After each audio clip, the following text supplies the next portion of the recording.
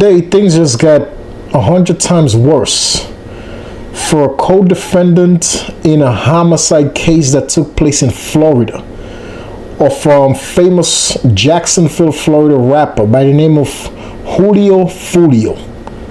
There was a female that was arrested in that homicide, and for some reason her defense attorneys is going the direction of she was just there for the ride. She had no idea what was going on. Her boyfriend took her phone and used her phone to drop the location of the rapper that got unfortunately killed by the name of Julio Fulio. So her defense attorney is basically telling the jury and the judge that, oh, my client had nothing to do with what happened. My client was just there for the ride, and unfortunately her boyfriend, she trusted her boyfriend, he took her cell phone and he used the cell phone to connect his friends who committed the homicide to this girl, because her phone was used. That's how they know how the message was sent. The message was sent through her phone. So entire defense is like she had no idea what was going on. She trusted her boyfriend, she loved him, she was just hanging out with him when all of this took place, and he just used her phone to connect the killers to commit the homicide. That's her defense. But when they went to court, guess what? The district attorney painted a complete different picture of exactly who this woman is and her acknowledgement in this situation. She knows way more than she's acting like she do. She know a whole lot about what really happened to this gentleman on that day. Of knowing, although the cell phone data shows that that line was open and there was communication between the two phones, there's no way of knowing whether Isaiah Chance was the talker or the listener. And even if Isaiah Chance was the talker, there's no way to know whether he was using explicit language that Alicia Andrews could understand. So when in the interrogation room, Detective Ramos asks Alicia Andrews what Isaiah Chance was saying, and she says, I don't know. It was the truth. She didn't know. And there's no evidence whatsoever to the contrary. The problem with what we just witnessed, for that was her defense attorney. The problem with what he's saying, that she had no acknowledgement of what's going on. Despite the entire night, this woman was inside of that car with her boyfriend and other people inside of that car. Every location this rapper, from the rapper name once again is Julio Fulio, every location he went that night, these people followed him, including that woman. So my whole thing is, if you're in a car just driving around, yes, you're with your boyfriend, you're not asking no questions, but you wouldn't figure that something is wrong. Like every place where a known rapper is turning up, you guys are going to that location, and then your phone is being used to contact the people that's actually contracted to commit the crime. But yet you have no idea about what's going on. It makes absolutely no sense. So now when the prosecutors cross-examined this woman, the prosecutors dropped a bombshell. They dropped a bombshell on this woman. The prosecutors actually have evidence connecting this woman an entire year before this homicide took place. The connection with this woman and the homicide, this woman was actually sending out texts to friends about how bad she wanted the specific rapper to meet his demise. She wanted this rapper to be gone. Before this rapper got actually killed, she sent that message an entire year prior to this incident happening. So this woman, she's claiming she know nothing about it, all cap. He was aware that he was in a gang, is that correct? She was aware that he was tied in or affiliated within a gang, yes. And then the defendant then texts back to you, and this is January 21st of 2021, 8:39 a.m. Girl, I don't like Fulio, LMFAOOO, ugly ass. He need to die. And SHID, that was little friend, and then FUCK, that code. And SHIT, bitch, he shot me and my friend died, question mark, question mark, question mark. Yeah, I'm pointing out who did it. What's she saying there? What's she talking about? Well, she's referring to somebody that had just died that we know. In this gang war? Yeah, we're basically just gossiping. Okay. I understand that, but who was it in this gang war that she personally knows? Personally? Yes, you're saying that you were talking about a friend that just died. Will, that was the only person that we both know. Will at Rains High School, is that, or who else? That's it. You seen her face wise, that was her friend that was actually answering the questions. That was the person that she actually sent that text message to a year prior to that rapper being unalived. And she's claiming that she has no idea, that she had no idea what was going on in that car that night. She drove around with her boyfriend and his other two friends inside of that car for hours, literally stalking that Julio Fulio guy, driving around for hours. Every location this gentleman stopped to hang out, she gave her phone willingly to her boyfriend so he could drop the location of exactly where Julio Fulio was located. So every time they found him and he leaves, they will follow him that entire night. And as you can tell, she's sitting there while the DA, the district attorney, is cross-examining her friend. Why is the district attorney is asking her friend exactly what was those text messages about. Listen, you can't fool the police. I'm telling you right now. Ladies and gentlemen, most importantly, you cannot fool God. Whenever you involve yourself in anything that's criminal, just know you will have to face the consequences for your actions. There is no hiding. I don't care how good of a hider you think you are, you're not getting away from God at the end of the day. You probably could lie to the police, which is very rare. You get away with lying to the police. But I'm telling you, this girl thought that she had her entire story covered. And then after the DA came up with a text message, then they followed up with this woman actually in an interrogation room giving statements to detectives. This woman is out of her mind, dude. The problem is when you're lying, you're always going to get caught. If you're an innocent person, you don't have to create stories to get out of any situation. The video is over 2 hours long, so that's the reason why I decided to cut off the video. But what I'm going to show you now is actually one of the detectives that was inside of that interrogation room interrogating this woman.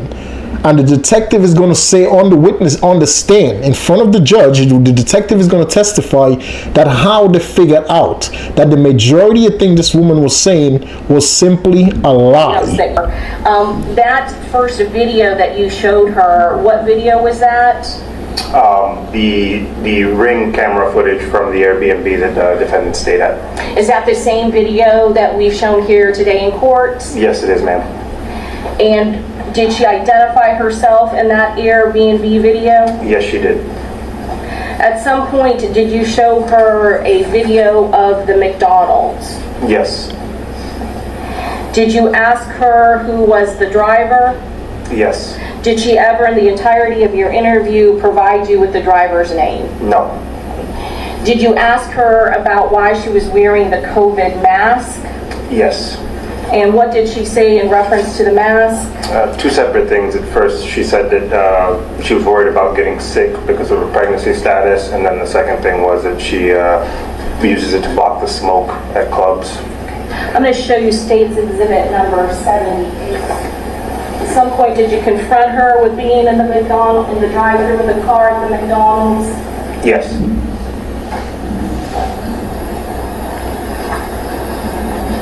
Who's that at the window in that silver Chevy Cruze? Co-defendant Davion Murphy. Okay, can you take a look and watch what he's doing?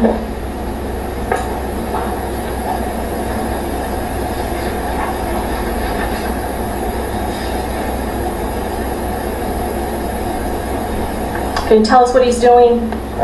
He appears to be smoking a black and mild. Okay.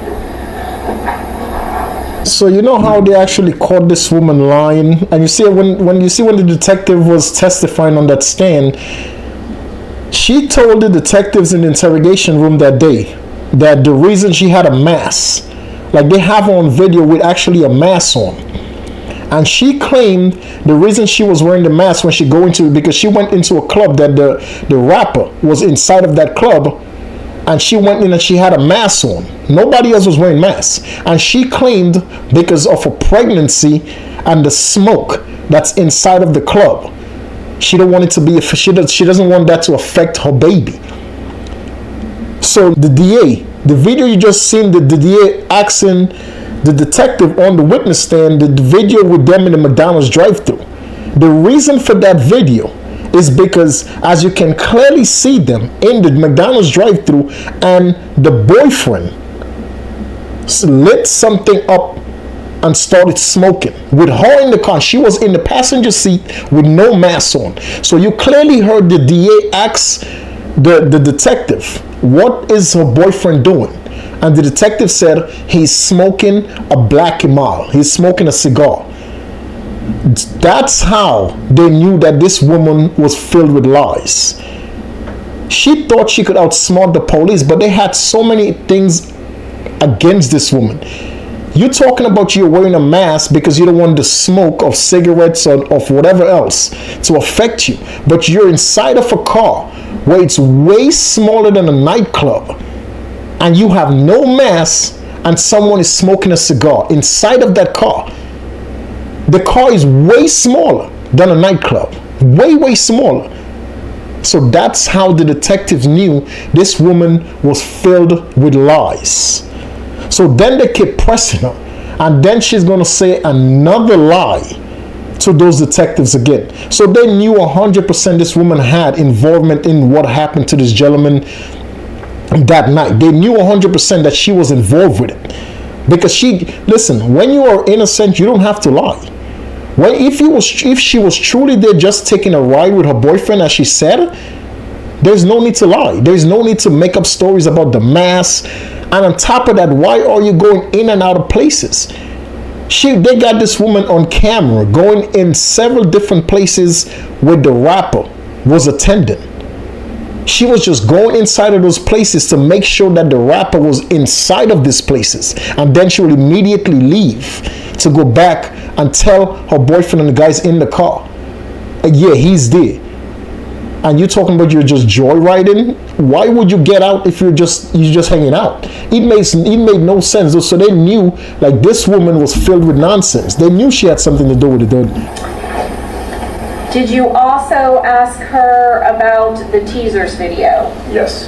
And specifically, was there statements made during that interview about what she did when she was there? Yes. What did she say specifically she was doing there? She said she went to the Teasers Club potentially to patronize it, to go inside, and claimed that she went up to the bouncer at the front door, asked how much it was to get in, and after hearing the price, they decided not to go into the club. Did you confront her with the video footage at the Teasers video? Yes. And after you had told her that she never did that, did her reason change as to why she didn't go in? No. Did you also talk to her about the Truth 18 video? Yes. And what was the reason why she gave for not going into the Truth 18 video? That Isaiah Sanchez doesn't like packed places. That she also claimed to have gone up to the bouncer and inquired about going in there as well. And did she ever go into the Truth 18, up those stairs that lead up to Truth 18? No, she did not. Have any contact with any of the bouncers or employees that were inside of the Truth 18? No, ma'am. You know what's crazy about this entire situation is, I will advise you guys to go actually check out the entire video with that woman in interrogation. You could just look it up. You could look it up on Google. You could look it up on YouTube. The video is out there, so you could look it up the same way I found it. You could find it. And the reason I'm telling you guys to look at the entire interrogation is because if this woman, right, if she would have just kept silent, asked for a lawyer, that would have been it. Because the detectives, they honestly did not think, they didn't think that she had something to do with any of this stuff. The detective honestly went into that room thinking that this woman, she probably was just at the wrong place at the wrong time. She was probably with her boyfriend. As she said she was just with her boyfriend hanging out.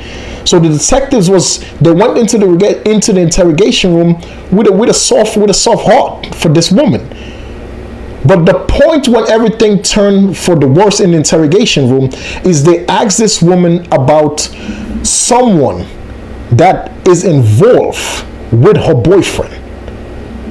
They asked specifically about one gentleman that was involved with her boyfriend, a friend of her boyfriend's. And she claims that she has no type of knowledge about that individual. She claims that she had no idea who that individual was. That's when the detectives start thinking like, this girl is lying. Because if you claim that you was joyriding with your boyfriend that night, your boyfriend seen that specific guy. We have surveillance that your boyfriend was actually seen with that person we just asked you about, and you was there as well. That's when the light bulbs start going off in the detective's head, like, oh no, this girl actually knows about the situation. Because they went into the interrogation with a soft heart. They just were like, she probably was just in the wrong place. Those guys are bad guys. She was just there, probably just she likes the guy. They went in with a soft heart, thinking that this woman had nothing to do with anything. They was just gonna ask her to just, hey, testify against these guys, and you walk away free. No, but she decided to open up her mouth. If she would have remained silent and requested a lawyer, that's exactly what would have happened in her situation. If she decided to just stay quiet, but no, she decided to talk for close to 2 hours. Why do you need to speak to anybody that you don't know those cops? Those cops are strangers. Why you think that you need to talk to two strangers for 2 hours about a situation that you had no idea about? If you don't know nothing about what happened, you don't have to sit there and talk to nobody for 2 hours. Listen, bro, I don't know. I was just hanging out. I was joyriding with my girlfriend and my boyfriend. I don't know what the hell is going on. But you sat there for 2 hours, just yapping your mouth, and you think those detectives is not smart enough to catch you in a lie? That's exactly what they did. Once they started asking her about her boyfriend friend, and she lied about it, that's when they started connecting this woman to the whole case. That's when they really started knowing that, yeah, she know a lot about this situation. At some point, did you show her the cell phone mapping on your computer in that interview room with her? Yes, I did. And what was the point of doing that? Again, just trying to get her all the information so she can make an informed decision. Did you show her photographs of Sean Gathright? Yes, I did. Did you pull them up on your computer, on your laptop, and ask her whether or not she knew who this person was? Yes, I did. I'll show you State's Exhibit 36A. State's Exhibit 36B. Is 36A the photograph that you showed her and pulled up on your laptop? Yes. And did she say or give you any information as to his identity? She said she had no idea who this was. At some point, who did she say she was staying at the Airbnb with? She said the only people staying at the Airbnb were her boyfriend, Isaiah Chance, and who she referred to as his little brother. Did she ever identify who the little brother was? No. When you showed her that photograph, State's Exhibit 36B, did she ever say she knew anything about him? No. And did she say could she identify who was in 36B? She said she didn't know. Did you question her in depth about the type of car that she rode in, the black Impala? Yes. Did you and Sergeant Campbell also question her about whether or not she had seen a black Impala either at Teasers or Truth 18? Correct. Based on the video evidence in this case, is it clear that she that she rode in a black Impala, the black Impala in this case, from Sean Gathwright's house in Jacksonville all the way down to the Airbnb in Tampa? She did. Listen, you see her in the courtroom acting like she's all innocent. Like, I don't understand this woman. Like, why do you even need to go around those guys knowing what they're involved in? Like, I don't understand. You're a young girl. You have your whole life ahead of you. Why do you think that you need to be involved in this type of lifestyle as a woman, as a female? Why? I'm not saying women's supposed to be soft, but I'm just saying, like, in this woman's situation, she had no, she could have just took herself away from all of this type of stuff and enjoy her life. She decided to put herself there. She wanted to go along with what was going on. She was a part of it. Instead of she's in the courtroom wasting the DA's time, she should have just took a plea from the beginning. Took a plea, do a couple of years and come home. Now she took it to trial, and it's a possibility she's going to lose this case. And if she loses this trial, this is a life sentence for this woman. She knew that she was involved 100%. Take a plea deal, especially when you knew that you sat in that interrogation room for close to 2 hours speaking to those officers, speaking to those cops in regards to this homicide, and you told 100 different lies in that interrogation room. The moment that they offer you a plea, you should just take it. Give me the plea, 2-3 years, no problem. But you decide to take it to trial, knowing that you lied several times in that interrogation room. And all you have to do in that all she had to do in that interrogation room, just be quiet. I invoke my right to be quiet. I would like my attorney here right now. I don't want to answer nothing. I would like to have my attorney present. That's it. And guess what would have happened? The officers had a sweet heart for this. They had a very soft heart for this woman. So all they would have asked if she didn't want to talk, they would have just been like, listen, just cooperate with us, testify against these guys, and you walk free. No, she decided to open up her mouth in that interrogation room for 2 hours, over 2 hours, speaking to those officers. And lying and lying and lying. Ladies and gentlemen, it's common sense. If you have nothing to do with anything that happened bad, and you are being interrogated, I don't know nothing. Why would I have to sit down with you for 2 hours to convince you that I don't know nothing? In 1 to 2 minutes, that's it. Oh, listen, Lannie, did you know about the situation? Were you there? Listen, I was there, I was hanging out, but I don't know nothing. That's it. Have a good day. Let's end this right now. I don't know nothing. You think I'm going to sit in there for 2 hours talking to 2 strangers? Listen, man, I hope and wish this woman the best. God bless her, man. Ladies and gentlemen, always do what's right in the eyes of God and his family. Always make God a part of your decision making, because every bad things that we do in this life is going to come back to us regardless. Sooner or later, we're going to have to face the consequences for every bad decision. We are going to face the consequences. For every bad decisions we have made, we will face the consequences, 100%. It never goes away. It never goes away, dude. God is going to make sure we face the consequences for our bad behavior.